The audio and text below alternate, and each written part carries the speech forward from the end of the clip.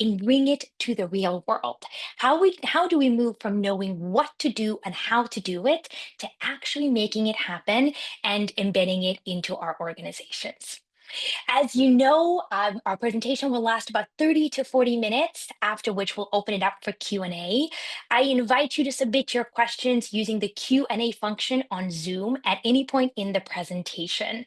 And also, before I turn it over to Elizabeth, in case you would like to join us for next fall seminar series, because WAP does host this seminar every semester, please sign up to the WAP newsletter now so that you won't miss any assessments once we announce the lineup, the dates, and the topics for the fall seminar series.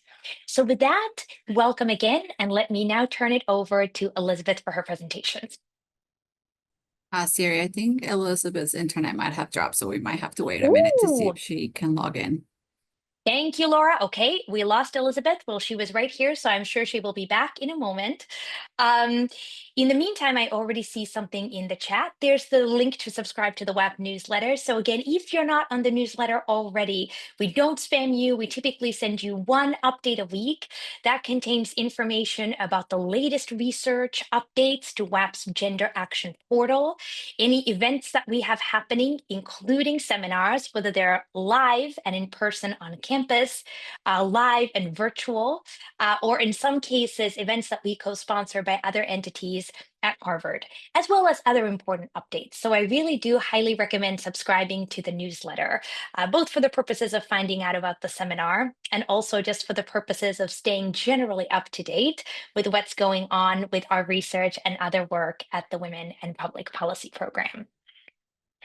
As we wait for Dr. Linos to rejoin us, if there's any questions about the seminar series or anything else, I do remind you to please pop those into the chat. That's how we'll be able to answer your question throughout. And there, Elizabeth is back. Welcome back, Elizabeth. The floor is yours. I'm so sorry, everyone. It wouldn't really be an online seminar series if someone's tech didn't break. And there's always a little something. There's always something. My sincere apologies. Siri, is it okay if I get started? Please, take it away. With apologies to everyone who was waiting. Okay, I'm just going to share my screen. You prepare for the Zoom screen not working, but not Zoom itself deciding to restart for no apparent reason. But hopefully you can all see my screen now. Looks I'm great. so thrilled to be here. I'm such a big fan of this seminar series and, of course, of the book. And it's a real honor to kind of round out what has been a really interesting set of seminars over the past few weeks to kind of take a step back and think about what all of this means at the end of the day when we care about kind of evidence adoption at scale. And so to start us off, I wanted to think about an observation that hopefully will resonate with at least some of you. And that's that kind of in traditional models, even amongst people who are interested in applied work and who are excited to make a difference in the world, on the one hand, we have kind of academia, people like myself, people like Siri and Iris, who are thinking about how to make measurable progress in our understanding of human behavior, of what works in organizations. And then we have kind of on the other side, looking in a different direction, a set of practitioners who are also eagerly trying to figure out what works, make sure they're making an impact in their own organizations, in their own leadership. And if we're trying in kind of a traditional model of evidence-based policy making to bridge these two groups, we have this mental model in our minds that starts with kind of ideas or evidence or new insights that are coming out of academia that we then test with a randomized control trial or some sort of rigorous evaluation methodology. And the end of the conceptual model, at least for a lot of academics, is we then pass on that information to leaders in practice. And in the old school way, we would share a table that looks something like this that says, look, I'm giving you results that you can use. At some point, we realized that was a terrible idea. Maybe we did a little bit better, and we said, okay, let me translate those findings into something that's more readable or useful to a practitioner. Or maybe we come together, like this group is coming together to talk about the evidence. But fundamentally, to me, that seems like just the first step. we know as behavioral scientists that you can't just tell people, hey, you should go to the gym more, eat more, healthy food, and then walk away, pat yourself on the back for giving them the evidence, and just assume that miraculously that's going to be adopted at scale. My research really asked the question, okay, once we have that evidence, once we've figured out what works and we've shared that with practice, what happens next? And I put it to you that this is a challenge for all of us who are interested in, making a difference through rigorous evidence. I'm interested in better understanding how we ensure that this evidence that has been created over the past few years with randomized control trials, with organizations leading the way, how do we make sure that this evidence is useful, usable, and used? And what I mean by that is, firstly, is the research that is happening in academia answering questions that a leader has actually asked? Is the topic of study actually useful to practitioners and to the people who we're trying to, affect? There's a second question, even if the research itself is useful, which is it usable? And what I mean by that is oftentimes academia is kind of pulling insights or examples from cases that are, around the world in a specific organization or a specific context. But how do we make sure that that evidence can be translated into your context or into today's times or into a rapidly changing world? Oftentimes it's not super obvious in the way we talk about research or the way we present research, whether or not that can make a difference in somebody else's context. And so thinking about what it would take to make sure that the right components of a project are translated, or the important insights or psychological insights are translated into new contexts, is in itself a whole area of study. But ultimately, none of this matters if evidence isn't actually adopted at scale. So when I say used, I mean, is it in fact the case that when we figure out what works in one context, we even figure out how to apply it into a specific organization or agency, that then that evidence is in fact used? It's actually implemented at scale within that organization. So the work that I'm going to present today has kind of two elements that make it a really promising case to study this question of evidence adoption. This is a project that is based on research that has been done by behavioral insights teams. Many of you will know that there are over 200 units across the world that are really dedicated to using behavioral science to impact policy. And so what's exciting to me about this world of research is that the nature of the questions being asked are really coming from practitioners. So it's often policymakers, leaders in government, leaders in large organizations that are setting the research agenda. And then researchers both within those organizations or in academia are trying to answer them in a very rigorous way. So, compared to other parts of academia, I would say the explosion of behavioral science is at least answering questions that I think are useful to leaders. The specific data set that we use for this project is also quite usable, because we're going to focus on cases where the evaluation, the rigorous RCT, randomized control trial evaluation, was done in the context where we care about adoption. So it's not like we're taking an idea from a hypothetical or from an online study or from a lab study. These are field experiments that were done in collaboration with the leaders of the organizations that we're trying to get to adopt things. So in some ways, the context is ripe for adoption at scale. And we ask in this work, well, with research being useful and usable, is it in fact used? So just to give you a sense of what this means in practice, I worked with two colleagues of mine, Stefano Della Vigna and Woo-Jin Kim. And we looked at all the randomized control trials that were run by one large behavioral insights team in the US, the BIT North America, who had done a series of randomized control trials over many years with cities in the US. And we looked at all the projects that had been completed within city government from 2015 to 2019. And essentially the question that we're going to ask is, what happens after the project is complete? Now, the good news is this is kind of a really interesting set of experiments, because there's a lot of them, 73 experiments across the country. Many of them have positive results. That means there's some treatment, for those of you who've been following randomized control trials, that has a positive effect. And a pretty substantial number of them also have statistically significant positive results. So there's room to play to see kind of, does this matter for evidence adoption? And what we see 5 years later is that about 30% of those projects were actually adopted. What I mean by that is we go back 5 years later and we say, okay, is the current version of the letter or the program that you're using one of the treatment arms that was tested in a randomized control trial between 2015 and 2019.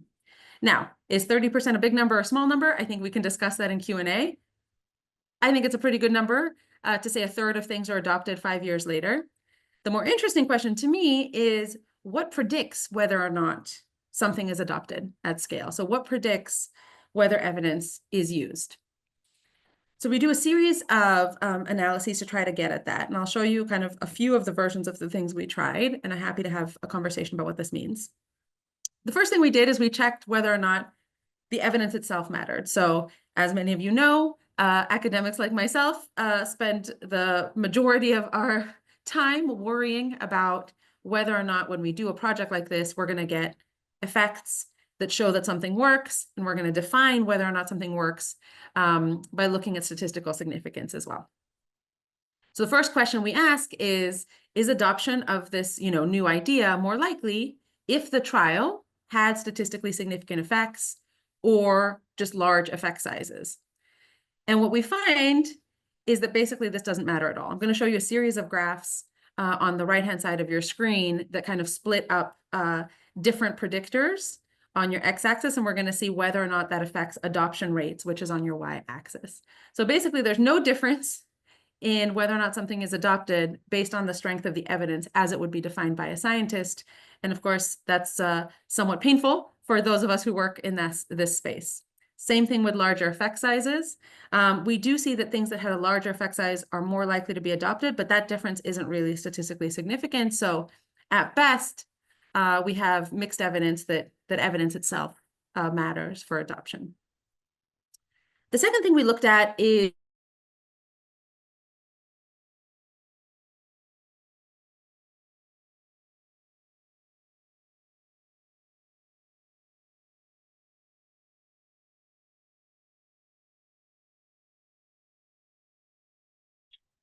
I think we may have lost Elizabeth briefly.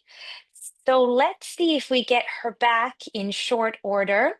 In the meantime, there was a question in the chat that might be of interest to all of you, and that is whether the slides will be made available. We typically don't make the slide presentations available. However, virtually all of our speakers this semester have given us permission to record the talk and post it up on WAP's YouTube channel. So in the next couple of weeks, once we finish going through all the footage, editing and uploading it, you will be able to find all of the seminars from this spring, as well as most of the seminars from past seasons and past semesters as well, up on WAP's YouTube channel. And we can put that link in the chat as well for you. So highly recommend checking those out in case there were any presentations that you missed this semester. Or if there's ones that you wish to revisit, or perhaps ones where you just want to look at the slides again, that will be a wonderful resource. That's the Women in Public Policy Program YouTube channel. I think we might have Elizabeth back. I'm so sorry to everyone in the No audience. worries. It hasn't No happened worries. before. I'll go back to sharing my slides. We got you. And Siri, do you know when I dropped out? Is this a good place to restart, thinking about Yes. State capacity? You just dropped out in the last 15 seconds, so this looks great. Thank you. Well, the summary for everyone who's following is that state capacity doesn't make a huge difference. There's some suggestive evidence that richer or larger cities might be a little bit more likely to adopt evidence, but that doesn't seem to be a strong predictor. And the one that I assumed was going to be the strongest predictor had to do with staff itself. I was pretty sure that if the staff that ran the actual randomized control trial were still working in the city, that would be a strong predictor that they would adopt the evidence. And for those of you who have run projects like this before in your own organizations, you know it's a lot of work. It's a lot of political buy-in, a lot of social capital you have to spend, a lot of effort. It's definitely not your day job. And so from my perspective, if you've made the investment at the individual level to do this kind of work within your organization, surely when you see the results, you're going to want to adopt the thing that is actually working, what works. Again, maybe there's some directional relationship between whether or not the staff are still retained in that organization and the likelihood that the evidence is adopted 5 years later, but it's certainly not as strong as we would have assumed. The strongest predictor of whether or not a new idea or a new treatment was actually adopted had to do with whether or not the innovation tweaked a pre-existing process. So here we have a very, very large difference, statistically significant, and also large in terms of magnitude, that suggests that if the behavioral intervention or the change that was made was part of an existing infrastructure, in most cases this is a communication infrastructure, then it's much, much, much more likely to get adopted. If it's a new thing, a new shiny object, a new process, or a new program, the likelihood that that still is sustained 5 years later is very, very small. So to me, that kind of opens up a whole series of potential questions around what success looks like when we're talking about doing randomized control trials with organizations. Do we care, like academics have always cared, about statistically significant effect sizes and getting the biggest kind of bang for your buck in the short term? Or should we shift our focus to think about what's most likely to be adopted at scale? What's most likely to still exist 5 years from now? And it turns out that if that were our main measure of success, things that seemed more incremental might end up being considered more successful or more valuable over time. There's another interpretation of these findings, which I'm happy to talk about during Q&A, which is that if you have a new innovation or if you have a new program that doesn't have an infrastructure behind it, you're going to need to invest quite heavily in also making sure that whatever that new innovation is sticks as a separate set of projects. So what does this mean moving forward for our work? My sense is that you could interpret this work by saying we can only do incremental things, but I hope that in our Q&A, we'll talk about what the additional support might be that organizations need, not to run experiments, not to figure out what works, but to figure out how to adopt those best practices at scale. And I'm happy to talk about the work that we're doing now at the People Lab. The other thing that I think this research brings to the table is that actually we need to learn a lot more about how to build interest and demand for implementation of evidence. So we've been doing a lot of work trying to produce the evidence. Now we need a lot more work in the behavioral science community to figure out how to build the sense that it's valuable to actually use it at scale. And there's some really interesting papers. You'll note that these are all very, very recent papers. So this is a new burgeoning literature that says, actually, we really need to think about credibility of the source of the best practice. Some of these won't surprise you. Eva Vivalt and her colleagues find that it really matters if the person who is presenting the evidence is a peer or a local expert. So in government, for example, city leaders care a lot about what other cities are doing more than what the academic literature says. Political alignment, as you can imagine, matters. If the evidence is coming from a think tank that is politically aligned with the leadership, that also seems to be predictive of more interest for implementation of evidence. And there's another article that just came out, which I think is hilarious, so I'm just sharing it, which is that they do some lab experiments about who's considered credible, and they find that female professors are actually considered more credible when they present this kind of evidence, but only if they come with a fancy title. So only if there's some other signal of kind of academic status alongside their gender, which we could talk about all day with this group of people. So I'll just close out with, again, my apologies for all the technological problems that we've had by saying, you know, if we go back to this idea of evidence-based policymaking as bridging the gap between academia and practice, we're basically just getting started. That's not really the end of the story. And I'd like us to think about going beyond sharing information, even if we share it in ways that are short and readable and clear and made for practitioners.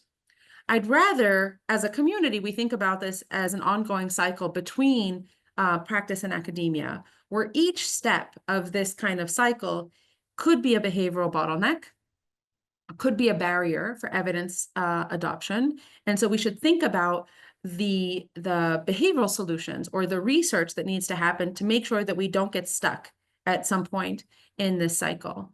So just to give you a sense of the things that I'm thinking about a lot to spur a conversation, I'm really interested in digging deeper into kind of who comes up with promising ideas to begin with. Does it make a difference if those ideas are coming from the mind of a PhD student or a researcher, or if they're coming from a leader in an organization, or if they're coming from the front line, or from a junior employee or the person you're trying to serve? Does that change whether or not something is adoptable or sustainable at scale?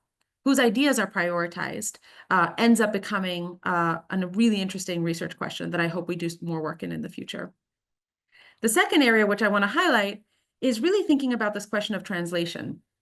I'm sure many of you, like a lot of my partners, get really excited about a new research project that came out or something that worked really well in another context. And then they come to us and they say, okay, but how do I implement that in my context? Which parts of this really cool idea or innovation matter to get the effects that they got?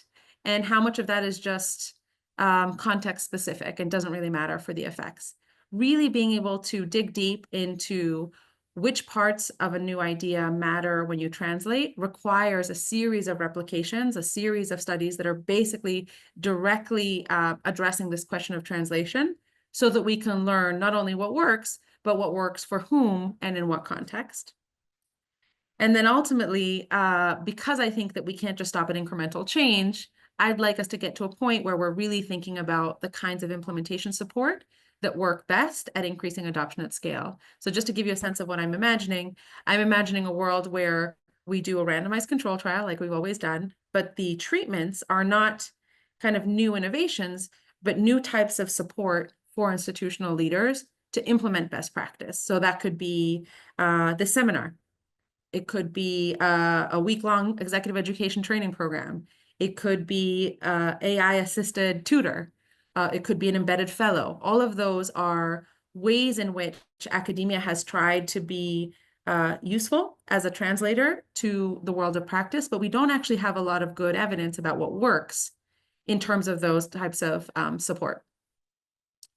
So I'm hoping in our Q&A we can talk about how to build evidence that is useful, usable, and used, but ultimately figure out kind of where we're getting it wrong on this cycle, so that when we invest so heavily in figuring out what works in one organization or in one context, that actually makes it to scale in other contexts. So I'll stop there and hope my Zoom doesn't die while we have a conversation with the shining and happy faces of the People Lab. Thank you so much, Elizabeth. That was a terrific presentation. You've given us so much to think about. I have a million things I want to pick up on. We already have excellent questions in the Q&A to get us started. I do want to remind everyone to please submit your questions using the Q&A function on Zoom, and then I'll ask them of Elizabeth. So let's start with questions from Bhavya, which is, could you talk a little bit more about the interventions? So what were, just to give us a flavor and some examples, because we realized there was obviously a lot of different ones implemented. Yeah, it's a great question. So in some ways, this is going to be an easy test case for what it means to adopt evidence at scale, because the types of interventions were all pretty low cost, light touch nudges. There's a lot of debate about what counts as a nudge, so we can get into that if you want. But just to give you a flavor, it could be, for example, changing the letter that city resident sees when they have to pay their utility bill, or changing the job ad for the police department to make sure that more people apply to the police. Or there were some interesting ones where they were trying to get people to register a new business. So all of them are relatively light touch and low cost interventions. What that allows us to do is to rule out whether or not cost was a significant barrier to evidence adoption in this context. So even in a context where it's very light touch, very low cost, where that's not really the main barrier for adoption, we still only get 30% adoption. In other contexts with other types of interventions, you could imagine even lower rates of evidence adoption at scale. That's very helpful. Thank you.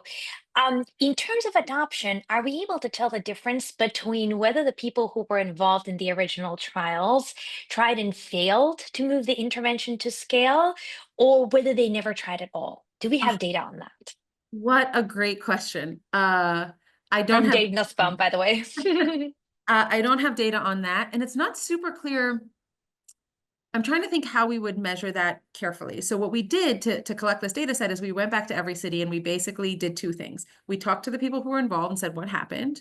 And then we looked at the actual communication. So for some of these things, like I can see what the current utility bill is, and I can see what it was in 2015 and what the treatments were. And we use both an AI measure and a kind of manual measure to say, like, is the version today more similar to the treatment or to the control group?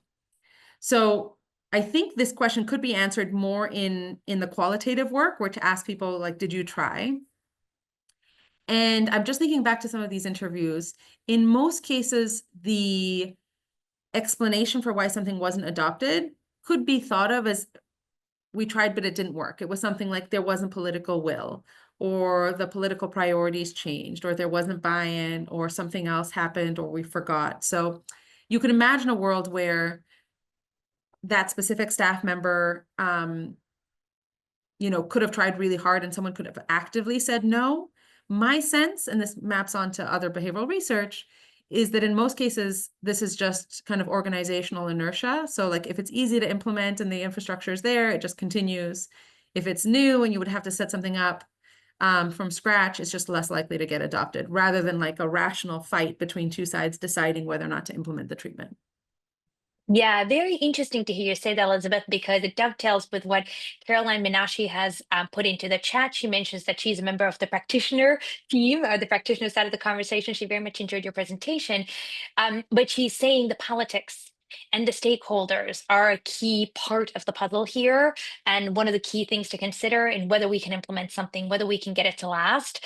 And that continuous improvement of something that has already existed is so much easier than introducing something new, because even the continuous improvement can be exhausting to sort of keep pushing the boulder up the hill, let alone to try to start something brand new. In all your work and conversations with practitioners, what are you hearing from them, first of all? But have you seen successful strategies to overcome the exhaustion? And, what are the kind of predictors of the circumstances where people are successfully continuing to push the boulder up the hill? Yeah, it's a great question. Let me say a couple things on that. One is, while of course political buy-in and like political will and pushing against the current is going to be a part of any of these stories, that's going to be true for any type of innovation. You could have imagined a world where the biggest boulder to lift up the hill was running a randomized control trial to begin with, right? So if you think about what the sample is, this is already a group of people who call themselves evidence-based policymakers, right? They're part of like a what works community. They're willing to run a randomized control trial in their city, not today, but in 2015. What is that? 10 years ago? My God, before it was like a cool thing to do. And so in some ways, they were already fighting the good fight to get, comm support and legal support and the political leader involved and, constituent services involved to run the trial. It's not super clear to me why that was possible, but then adoption of what worked didn't kind of continue along that road. Now, that's not to say, you're absolutely right, and this is what I'm hearing from my practitioners as well. Buy-in is like the elephant in the room. And one of the challenges I think we have in academia, and I was a practitioner before I was an academic, is that it's really annoying when academics are like, well, if you have a great leader who like believes in data, then you can do innovative data-informed work. Because when I heard that as a practitioner, I would say, okay, but do they grow from trees? Where do I find one? Like, that's not helpful for me as a person who's trying to do this work. The one thing I think that we have to think about this from a behavioral perspective, the way we would think about other things, right? So when, I use the exercise example because I think it resonates with a lot of people, certainly myself, which is, I know that I should exercise more. I know that I should eat more healthy food. If I don't build routines around that, then it's very likely that I'm going to find a reason, whether we call it my kids or will, or, something came up, I know that I'm less likely to go to the gym, right? And so if we take that and think about what that means from an organizational perspective, I think the question is, how do we build the routines, like the learning routines, so that, you know, doing what works once you've run a trial becomes the default, becomes the status quo, becomes the obvious thing that people do as part of that project. And it means extending what we think about when we think about a randomized control trial to not stop when we have results, but to stop when we've actually done the work of adoption. And that's a very hard, yeah. Yeah, have you seen organizations do that successfully? I love the analogy of just like we want to design smart systems in the first place to help our inherently biased brains, nonetheless, do the right thing and follow through on our virtuous intentions. How do we apply that basic behavioral science concept? I shouldn't say basic, I should say foundational behavioral science concept to actually bridging from evidence into practice? Yeah, there are some types of organizations and interventions where you can somewhat automate that. So the only places I've seen where this has happened well is when the nature of the intervention allows for it to be streamlined without a human getting involved. So just to give you an example, let's imagine you work for a large tech company and you're A/B testing, the different versions of a website or different versions of language. You can build into your automation that whichever one is doing better, that becomes the new default, right? I think the harder question, Siri, is how do we do that in the cases where it's not as easy as like just following, follow click-throughs, and then whichever one is winning, you just make that the default without any human getting involved. But again, I think this is why this is a really interesting area of research. I don't think we know and don't have a lot of good examples where this has happened well. There are a few models that we've seen in the world. We've seen embedded evaluation teams or nudge teams within an organization. I think a lot of people will believe that training can be part of this, right? So executive education training, technical assistance to help people bridge that gap could be part of it. We actually don't have a lot of good evidence about what works on those tools, but give me 5 to 10 years and maybe a Zoom that works, and then we will figure it out.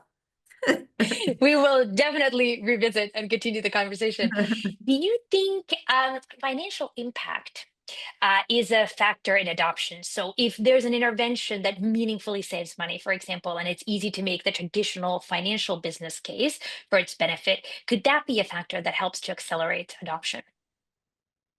I think that's what a lot of people believe. I certainly believed it, and I think my prior is probably that that's the case. There's 2 ways of thinking about that. One is this is about a return on investment, right? So if I can make the case, and randomized control trials are great for making this case, that the benefit is larger than the cost, or the return on investment is very high, then that should be an easy case for adoption. A lot of early behavioral science wins, especially in policy, were of that nature. So it's not by chance that kind of the first big successes in the UK nudge unit were on tax collection, right? You could make a case that this is an easier way to bring forward taxes. That's a very easy win. Still took a lot of work, to be clear, but it was an easier case than from some other areas.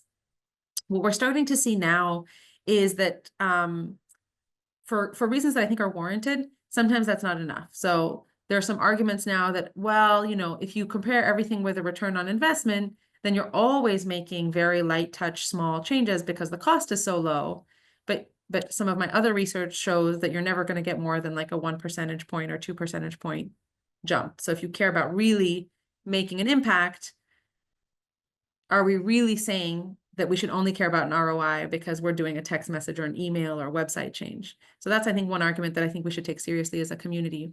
The other thing I've seen in a lot of my work is that even when the ROI is really clear, whether or not that gets adopted also has to do, similar to some previous questions, with whether or not people like it, whether people naturally feel like this is a good idea. We have a case coming out soon where the ROI is negative. The thing should not be implemented, but people love it. And so it is being implemented at scale. So, it's not super clear to me that we figured this out on the finances, but certainly it's part of the equation. One exercise, just to add to the series that we're doing now with my lab, is going through all of the kind of randomized control trials that have been published and checking what percentage of them actually even talk about cost. We say we did this cool thing, and the effect size was 25% increase. Does the paper itself tell you how much it costs? Turns out the vast majority of these papers that want to be implemented at scale, that want practitioners to pay attention to them, don't tell you anything about cost. That is fascinating. So speaking of, we actually have several questions here where folks are curious about the generalizability in broad terms of your work and what the sort of end goal is. So for all the nudge units that you've worked with, is the goal to develop a framework that practitioners everywhere in the world, or perhaps in some parts of the world, can take and then use in their own work? Or what would be your ideal end goal of all of this work? Well, how nerdy can I be, Siri, with my end goals? Please, fully. Embrace the nerd, the inner nerd. So I feel like I'm amongst friendly nerds. Yes, for sure. I have a very frustrating answer to this question, because I think what my research shows is that we don't actually know whether or not creating a fancy playbook works at increasing adoption at scale, right? Even, you Yes. know, and I do with my team, right? So like we write a paper for an academic audience, then we make a nice policy brief, and it's short and it's behaviorally informed and it's clear. And we're doing the best we can to make sure that we're translating the evidence. You know, a playbook is a version of that, right? We're going to simplify to the key messages that people can use. But I just feel like that's not enough, because we stop at, this is something that you can use, as opposed to, how am I going to support you as an organization to actually use it? And so I'm really interested in that next stage. So my goal is not to create like the perfect framework or playbook, partly because there's so many other people who are doing that much better than our team. So I think it's also about value add. My end goal is that anytime we say that, oh, this thing worked in Chicago or in Google or in the UK Prime Minister's office, the next practitioner who looks at that evidence says, okay, I want to test that in my context. Doesn't say like, oh, this thing works, I'm just going to implement it, but actually says, no, we need to test it in our own context, because if we don't test it in our context, we don't know whether or not we're going to get the same results. And so if everybody did that over time, again, I apologize, this is the nerdiest of responses, but if everyone did that over time, then we really would have what I would call a replication evidence base, where we know that this thing that was tried in company A has now been tried in all these other contexts, and the effect sizes are going to be a little bit bigger, a little bit smaller. These are the types of challenges that come up. Only then, after we've seen kind of multiple replications across time, do I think it would be appropriate to say, okay, now take this playbook or this implementation handbook and take it to your organization and don't worry about testing. But I don't think we're there yet. Yeah. And now I have to ask a very nerdy and self-interested question to follow on this thread, which is, how can we as academics do better at helping practitioners at this intersection? Because to your point, we're pretty good now, and we have been good for quite a while at generating the evidence on what works. And we're starting to dip our toe into the pool of how to put it into practice. But I feel like this is the next growth area for us. Yeah. I mean, this could get very navel-gazing, but I think there's a couple of things. One is, I think we should think of it as our job. So for a long time, I don't know if you had this experience, Siri, when I, start having these conversations with academics, they would say, well, it's my job to figure out the truth, and then it's the practitioner's job to implement it. That's right. I don't think academics thought of it as part of their role to make sure that things are adopted at scale. Now that's changing quite rapidly. And the WAP community, I think, is such a great example of why there doesn't have to be this dichotomy between the people doing the research on this side and the people who are learning the research on the other side. I think it's much more fluid, and it has to be much more fluid. So there's a couple of things I think academics can do. One is to reorient their success metrics towards adoption, and not just in terms of statistical significance and effect sizes, although I know that's going to take us a while. The second thing I think is to really build partnerships with practitioners that kind of allow for a long-term partnership in terms of implementation. So in my experience, my best project with an organization is often not the first one, right? You have to build trust with that relation, with that partner. They have to trust you. You have to prove that you're not useless as an academic, because a lot of academics are, not very useful to the leadership of organizations. And so it's actually kind of in the second or third project where the academic has really understood the context and has really understood the actual barriers that that leader faces, that they can actually be useful on, okay, what would it look like to implement this? And I think this is true for all of us. When we work in an organization, there's so much institutional knowledge and expertise that if you haven't taken the time to really learn about an organization experientially, it's very hard to be useful to our partners on the implementation side. Yeah, I think that's excellent and really profound advice for us all, frankly. Ying's question speaks to this. They're curious about who are the actors that initiated these experiments. So can you tell us more about the host sites, if you will, that were involved in all of these studies? Yeah, great question. And again, this is the easiest, in some ways, cases to get high levels of adoption. So this is part of a larger program of work that was called What Works Cities, that was kind of a cohort of cities that raised their hands and said they wanted to be part of the evidence-based policymaking movement of the time. Bloomberg Philanthropies brought all these cities together and funded projects. Running randomized controlled trials of this nature was one component of the broader movement. There were other things like, how do you make sure you have data infrastructure, or how do you make sure that your mayor is saying things that like show a commitment to data informed practice. So think of these as kind of host cities that have already said, we want to be part of this cool new thing that was, it's only been a thing for the past 20 years, at least in government, where we say we really want evidence-based policymaking, data-informed practice, those types of things. Within that, the cities got to choose the projects with support from BIT, but they got to choose whether or not they wanted to work with their police department or their public works department or their recycling department. And the idea was basically, and I really stand by this idea for academics more broadly, that the RCT was supposed to solve an actual problem that the city had today. And so it's not really helpful to kind of test your cool new theory on something that nobody really cares about. But when a city says, hey, my 911 dispatchers keep quitting, this is a problem, we can't run the dispatch center. Or, hey, we really need people to shift to online when they're coming into the DMV because it's causing these huge lines and huge wait times. And we set up this online system and people aren't using it. Those are the kinds of problems that these host cities were bringing to the table.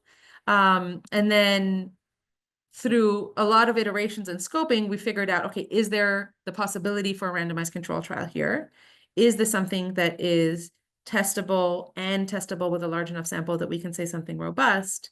And what you find is that actually a lot of these cities have very similar problems. So one thing that I do in my work now is I try to think about whether or not the specific partnership that I have with an organization is a challenge that other organizations would also face. Turns out there's a lot of them. So that's kind of how we picked the initial projects. Yeah, that's wonderful to hear. One of the interesting things that came across in your answer is these organizations seem to have a natural orientation of not just identifying problems through data, which already is, of course, very important, and we applaud that. But they had that inclination to say, okay, once we know where we have problems, how do we use data and research to design the solutions? WAP's wonderful executive director, Nicole Carter-Quinn, has asked the question here about how do we help organizations make exactly this transition? So how do we make sure that they don't get stuck in the data collection phase where we're identifying problems and documenting, for example, how women or members of other marginalized groups are left behind or are kind of treated differently, have differential experiences in the workforce, but how do we help organizations to then build on that and move toward a solutions-oriented mindset? Yeah. And it sounds like a lot of the organizations that you worked with either were there already, or there was something about their collaboration with you that helped to get them there. Yeah, there's a lot to say there. One part is actually an answer to your previous question, Siri, and I think it's important, which is most academics, most of the time, are just identifying problems, right? And so when a practitioner hears, oh, there's a researcher who wants to come and do a partnership, it is a warranted criticism that most academics treat that relationship like a data extraction exercise, where I'm coming to take the data and do my little analysis here, and maybe I'll give you the results in a fancy policy brief, but ultimately identifying the nature of the problem has been the bread and butter of academics. Now that's changing quite rapidly. So one thing I think that is, advice is not the right word, I'm begging academics who can run randomized control trials to do is to start saying, no, that's not what we're doing. We're not here to tell you that your organization is biased or that there's a discrepancy. We're here to support you in solving a problem that you yourself have identified with data, but it's the solutions part that's the interesting part, not just saying for the 100th time, hey, maybe women and men are being treated differently in this organization. Not that that's not important, that's critical and foundational, but it's not the end. It's the beginning of a conversation that's around solutions. So part of that, I think, is on the side of academics to be willing to go along for the more difficult part. The second thing, and I don't know if this is the right answer, but I'd be curious if others in the audience would agree with this, is that oftentimes we've done such a good job with helping people identify trends in the data, whether it's like a fancy data dashboard or like a weekly meeting with the leadership, but we haven't necessarily made sure that the leaders who need to make decisions know what to do next. So I have this memory in my mind. I do a lot of work on HR practices, and I have this memory of, 3 mayors sitting at a table at this big event. We were doing kind of breakout groups, and they were like, oh, do you get a report about your HR stuff? And they were like, yeah, I definitely get a report. Do you get a report that's broken up by race and gender? And they were like, yeah, absolutely. And they were all like, yeah, we get a report once a month from the HR about the, employees. And then they all looked at each other and they're like, and then what do you do? And they all just started laughing. They're like, I don't know. I get the report. It wasn't even part of the conversation. I think for a lot of us, again, we assumed that if you just showed people the data, that would magically change entire systems within an organization. And that's just not, we should know better as behavioral scientists that that's not how that would have worked. Now, have I figured out how to do this well? No. Do I think that there's a lot of people right now in leadership positions and in decision-making positions in organizations that are building that muscle? Yes. So I think there's a lot of continuous improvement teams, innovation teams, innovators that are doing it as a side job because they really just want their organization to function better. Finding those problem solvers and elevating them as the innovators has been part of how I do that work. But I think research has a warranted bad name on this front, and we need to fix that. Yeah, I have to say that what you're describing based on your more systematic data collection and research just supports exactly my experience, which is whenever we try to partner with a real world organization, even on just one experiment, one randomized controlled trial or study, it's most likely to succeed when the organization is already motivated to solve a problem. So they might actually have done the problem identification already, and they realize that there's a problem here that's begging for a solution. And to the point that you also made, that they are driving the solutioning process so that we as academics don't come in from the outside and say, we'd love to run an experiment on X, we'd love to test Y and Z, but we might be able to tweak an existing process rather than try to propose something new that comes out of left field for the organization. So I just want to say thank you, Elizabeth, because it helps so much to go from anecdotal observations like mine to actually having the data to back it up and say, yes, actually on a large scale, this is exactly what we're seeing. I hope everyone who's joining can see why we love Elizabeth and her work so much, because it's not only adding huge value to our collective mission of going from evidence to actual real world practice and embedding fairness into workplaces, but you just bring such amazing perspectives and rigor to this work. So thank you, Elizabeth. I did want to pick up on something that you mentioned earlier. This is something that really stuck with me. As you mentioned, there's more than 200 nudge units or behavioral insights teams or units around the world now. Can you tell us a little bit more about, well, first of all, where they are? It looks like everywhere. In what are some of the common themes that we see? Are they, separate entities? Are they embedded into government? Are they embedded into civil society, organizations? How do we think about this landscape, and where do you think it needs to grow from here? Yeah, great. I think about this all the time. So, one of the things that I think has been really fascinating with behavioral science as a field, as an academic field, is that, and I'd be curious if you agree with this, Siri, I feel like it grew up alongside implementation in the real world. So there's other fields where like there was a lot of science happening for many years, and then we kind of translate that into public policy settings or into real world organizations. In behavioral science, I think the explosion of behavioral science happened first within policy organizations and then kind of became a thing in academia. So it kind of went the other way around. And I think that has really helped with making sure that the questions that are asked by behavioral scientists are in fact interesting and important to real world partners. I come more from the policy world. So I'll start with kind of the, why this happened in policy and government settings. As most people I think on this call will probably know, the book Nudge came out right at the end of a global financial crisis. And so if you're a government, there's a new theory in town that says you can do more with less. And you don't actually have to spend a lot of money to get large scale social change. Now, I used to work for a government that had a huge financial crisis, the Greek government during the Greek financial crisis. And it was like a miracle, right? It's like someone's telling you, you don't have to spend a lot of money, but you can still get social change.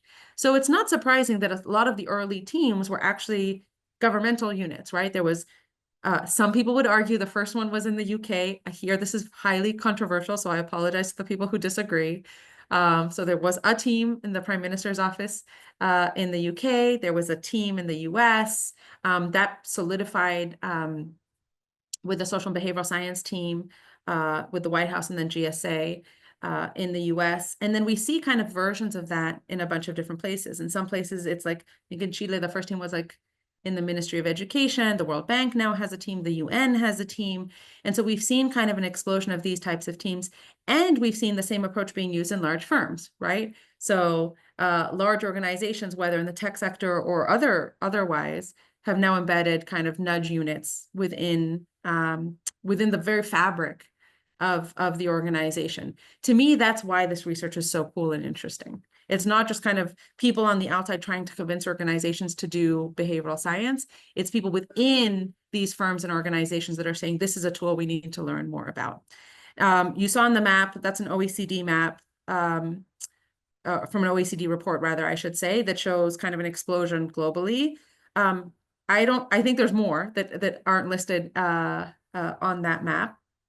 And I think the next stage is now to really go beyond where I think the UK team started and the US team started, which is let's go beyond tweaking government letters or making kind of small changes to the language that we use to really start thinking about behavioral science as a lens for all sorts of decision making. Michael Halsworth has written about this, and I think it's a really interesting approach. So not only when we kind of do some small implementation tweaks should we be thinking about behavioral science, but when we think about a new law or a new program or a new offering in the private sector, thinking about how all this rolls out from the perspective of human behavior becomes just a way of implementing things that isn't just about these little nudges. So I think that's where we're going next. But going back to where we started, to me, the next big thing we need to do is really just replicate in different contexts. We're still in a world where most of what we call evidence comes from weird contexts. So by weird, I mean Western, educated, industrialized, rich and democratic. We're not close to really understanding human behavior. And so there's an immediate next step when it comes to replicating and really understanding kind of human behavior in a bunch of different contexts. And then in the long term, thinking about it as just a lens for understanding the world that can be used across the board.